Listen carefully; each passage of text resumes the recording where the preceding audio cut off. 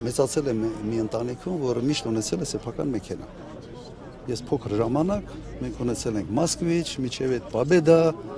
երևի չգիտեք այդ ինչ մեքենաներ է, հետո Ժիգուլի առաջինը։ Եվ եթե Փաշինյանի մանկությունը, այսպես ասենք,